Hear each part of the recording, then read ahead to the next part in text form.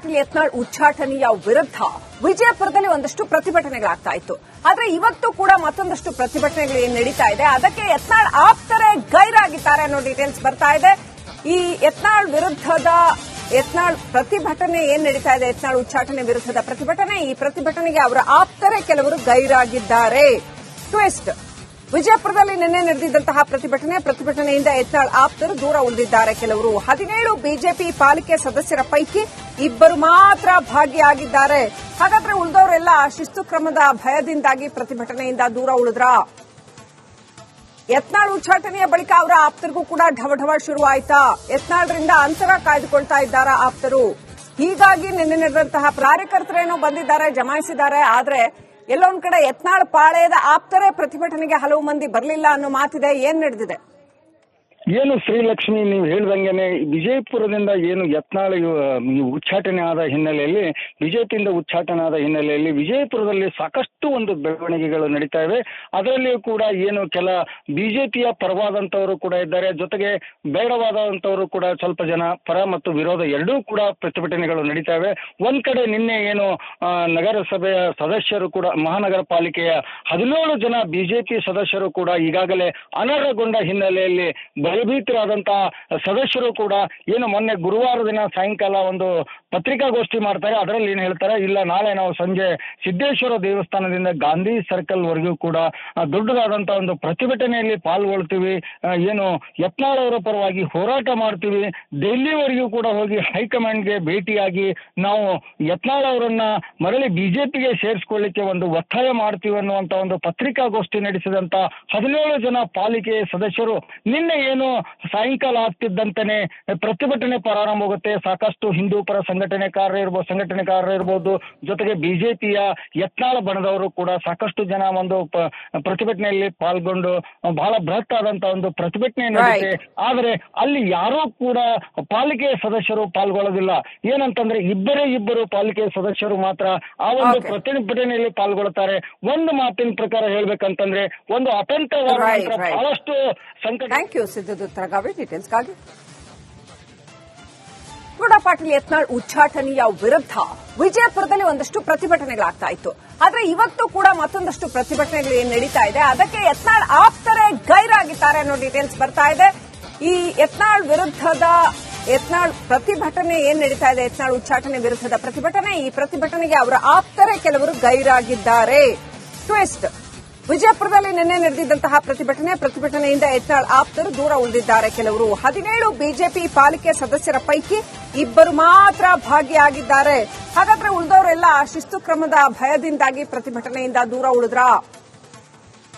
ಯತ್ನಾಳ್ ಉಚ್ಚಾಟನೆಯ ಬಳಿಕ ಅವರ ಆಪ್ತರಿಗೂ ಕೂಡ ಢವಢವ ಶುರುವಾಯ್ತಾ? ಯತ್ನಾಳ್ರಿಂದ ಅಂತರ ಕಾಯ್ದುಕೊಳ್ತಾ ಇದ್ದಾರಾ ಆಪ್ತರು? ಹೀಗಾಗಿ ನಿನ್ನೆ ನಡೆದಂತಹ ಕಾರ್ಯಕರ್ತರೇನೋ ಬಂದಿದ್ದಾರೆ, ಜಮಾಯಿಸಿದ್ದಾರೆ. ಆದ್ರೆ ಎಲ್ಲೊಂದ್ ಕಡೆ ಯತ್ನಾಳ್ ಪಾಳೆಯದ ಆಪ್ತರೇ ಪ್ರತಿಭಟನೆಗೆ ಹಲವು ಮಂದಿ ಬರಲಿಲ್ಲ ಅನ್ನೋ ಮಾತಿದೆ. ಏನ್ ನಡೆದಿದೆ? ಏನು ಶ್ರೀಲಕ್ಷ್ಮಿ, ನೀವು ಹೇಳ್ದಂಗೆನೆ ವಿಜಯಪುರದಿಂದ ಏನು ಯತ್ನಾಳ್ ಉಚ್ಚಾಟನೆ ಆದ ಹಿನ್ನೆಲೆಯಲ್ಲಿ, ಬಿಜೆಪಿಯಿಂದ ಉಚ್ಚಾಟನೆ ಆದ ಹಿನ್ನೆಲೆಯಲ್ಲಿ ವಿಜಯಪುರದಲ್ಲಿ ಸಾಕಷ್ಟು ಒಂದು ಬೆಳವಣಿಗೆಗಳು ನಡೀತಾ ಇವೆ. ಅದರಲ್ಲಿಯೂ ಕೂಡ ಏನು ಕೆಲ ಬಿಜೆಪಿಯ ಪರವಾದಂತವರು ಕೂಡ ಇದ್ದಾರೆ, ಜೊತೆಗೆ ಬೇಡವಾದಂತವರು ಕೂಡ ಸ್ವಲ್ಪ ಜನ ಪರ ಮತ್ತು ವಿರೋಧ ಎರಡೂ ಕೂಡ ಪ್ರತಿಭಟನೆಗಳು ನಡೀತಾ ಇವೆ.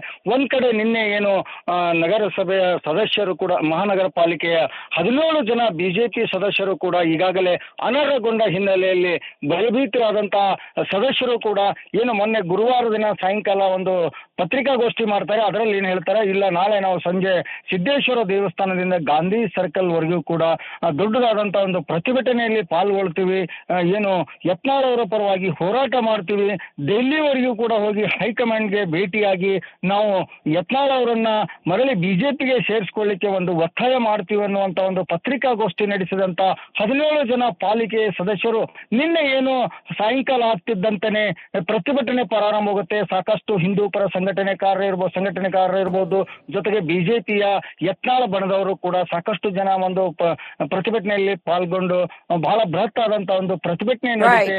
ಆದ್ರೆ ಅಲ್ಲಿ ಯಾರೂ ಕೂಡ ಪಾಲಿಕೆ ಸದಸ್ಯರು ಪಾಲ್ಗೊಳ್ಳೋದಿಲ್ಲ. ಏನಂತಂದ್ರೆ ಇಬ್ಬರು ಪಾಲಿಕೆ ಸದಸ್ಯರು ಮಾತ್ರ ಆ ಒಂದು ಪ್ರತಿಭಟನೆಯಲ್ಲಿ ಪಾಲ್ಗೊಳ್ಳುತ್ತಾರೆ. ಒಂದು ಮಾತಿನ ಪ್ರಕಾರ ಹೇಳ್ಬೇಕಂತಂದ್ರೆ ಒಂದು ಅತಂತ್ರವಾದ ಬಹಳಷ್ಟು ಸಂಕಟ. ಥ್ಯಾಂಕ್ ಯು ಸಿದ್ಧದೂತ್ ರಗಾವಿ ಡೀಟೇಲ್ಸ್ಗಾಗಿ. ಗೌಡ ಪಾಟೀಲ್ ಯತ್ನಾಳ್ ಉಚ್ಚಾಟನೆಯ ವಿರುದ್ಧ ವಿಜಯಪುರದಲ್ಲಿ ಒಂದಷ್ಟು ಪ್ರತಿಭಟನೆಗಳಾಗ್ತಾ ಇತ್ತು. ಆದ್ರೆ ಇವತ್ತು ಕೂಡ ಮತ್ತೊಂದಷ್ಟು ಪ್ರತಿಭಟನೆಗಳು ಏನ್ ನಡೀತಾ ಇದೆ ಅದಕ್ಕೆ ಯತ್ನಾಳ್ ಆಪ್ತರೇ ಗೈರಾಗಿದ್ದಾರೆ ಅನ್ನೋ ಡೀಟೇಲ್ಸ್ ಬರ್ತಾ ಇದೆ. ಈ ಯತ್ನಾಳ್ ವಿರುದ್ಧದ ಪ್ರತಿಭಟನೆ ಏನ್ ನಡೀತಾ ಇದೆ, ಯತ್ನಾಳ್ ಉಚ್ಚಾಟನೆ ವಿರುದ್ಧದ ಪ್ರತಿಭಟನೆ, ಈ ಪ್ರತಿಭಟನೆಗೆ ಅವರ ಆಪ್ತರೇ ಕೆಲವರು ಗೈರಾಗಿದ್ದಾರೆ.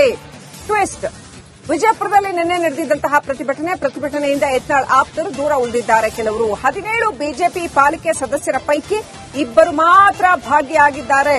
ಹಾಗಾದ್ರೆ ಉಳಿದವರೆಲ್ಲ ಶಿಸ್ತು ಕ್ರಮದ ಭಯದಿಂದಾಗಿ ಪ್ರತಿಭಟನೆಯಿಂದ ದೂರ ಉಳಿದ್ರ? ಯತ್ನಾಳ್ ಉಚ್ಚಾಟನೆಯ ಬಳಿಕ ಅವರ ಆಪ್ತರಿಗೂ ಕೂಡ ಢವಢವ ಶುರುವಾಯ್ತಾ? ಯತ್ನಾಳ್ರಿಂದ ಅಂತರ ಕಾಯ್ದುಕೊಳ್ತಾ ಇದ್ದಾರಾ ಆಪ್ತರು? ಹೀಗಾಗಿ ನಿನ್ನೆ ನಡೆದಂತಹ ಕಾರ್ಯಕರ್ತರೇನೋ ಬಂದಿದ್ದಾರೆ, ಜಮಾಯಿಸಿದ್ದಾರೆ. ಆದ್ರೆ ಎಲ್ಲೊಂದ್ ಕಡೆ ಯತ್ನಾಳ್ ಪಾಳೆಯದ ಆಪ್ತರೇ ಪ್ರತಿಭಟನೆಗೆ ಹಲವು ಮಂದಿ ಬರಲಿಲ್ಲ ಅನ್ನೋ ಮಾತಿದೆ. ಏನ್ ನಡೆದಿದೆ? ಏನು ಶ್ರೀಲಕ್ಷ್ಮಿ, ನೀವು ಹೇಳ್ದಂಗೆನೆ ವಿಜಯಪುರದಿಂದ ಏನು ಯತ್ನಾಳ್ ಉಚ್ಚಾಟನೆ ಆದ ಹಿನ್ನೆಲೆಯಲ್ಲಿ, ಬಿಜೆಪಿಯಿಂದ ಉಚ್ಚಾಟನೆ ಆದ ಹಿನ್ನೆಲೆಯಲ್ಲಿ ವಿಜಯಪುರದಲ್ಲಿ ಸಾಕಷ್ಟು ಒಂದು ಬೆಳವಣಿಗೆಗಳು ನಡೀತಾ ಇವೆ. ಅದರಲ್ಲಿಯೂ ಕೂಡ ಏನು ಕೆಲ ಬಿಜೆಪಿಯ ಪರವಾದಂತವರು ಕೂಡ ಇದ್ದಾರೆ, ಜೊತೆಗೆ ಬೇಡವಾದಂತವರು ಕೂಡ ಸ್ವಲ್ಪ ಜನ ಪರ ಮತ್ತು ವಿರೋಧ ಎರಡೂ ಕೂಡ ಪ್ರತಿಭಟನೆಗಳು ನಡೀತಾ ಇವೆ.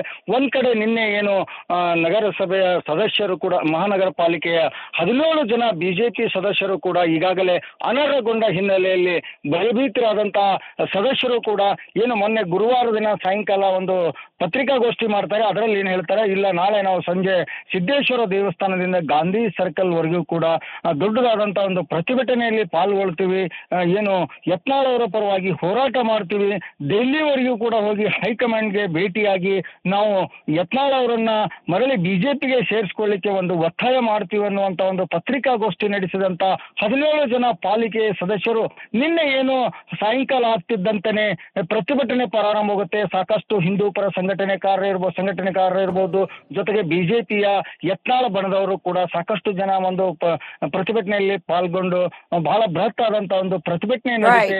ಆದರೆ ಅಲ್ಲಿ ಯಾರೂ ಕೂಡ ಪಾಲಿಕೆ ಸದಸ್ಯರು ಪಾಲ್ಗೊಳ್ಳೋದಿಲ್ಲ. ಏನಂತಂದ್ರೆ ಇಬ್ಬರು ಪಾಲಿಕೆ ಸದಸ್ಯರು ಮಾತ್ರ ಆ ಒಂದು ಪ್ರತಿಭಟನೆಯಲ್ಲಿ ಪಾಲ್ಗೊಳ್ಳುತ್ತಾರೆ.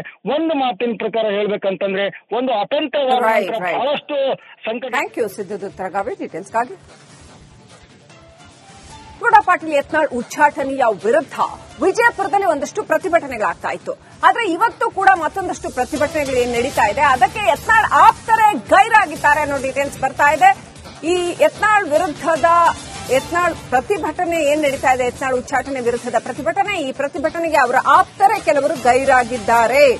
ಟ್ವಿಸ್ಟ್: ವಿಜಯಪುರದಲ್ಲಿ ನಿನ್ನೆ ನಡೆದಿದ್ದಂತಹ ಪ್ರತಿಭಟನೆಯಿಂದ ಯತ್ನಾಳ್ ಆಪ್ತರು ದೂರ ಉಳಿದಿದ್ದಾರೆ. ಕೆಲವರು 17 ಬಿಜೆಪಿ ಪಾಲಿಕೆ ಸದಸ್ಯರ ಪೈಕಿ 2 ಮಾತ್ರ ಭಾಗಿಯಾಗಿದ್ದಾರೆ. ಹಾಗಾದ್ರೆ ಉಳಿದವರೆಲ್ಲ ಶಿಸ್ತು ಕ್ರಮದ ಭಯದಿಂದಾಗಿ ಪ್ರತಿಭಟನೆಯಿಂದ ದೂರ ಉಳಿದ್ರ?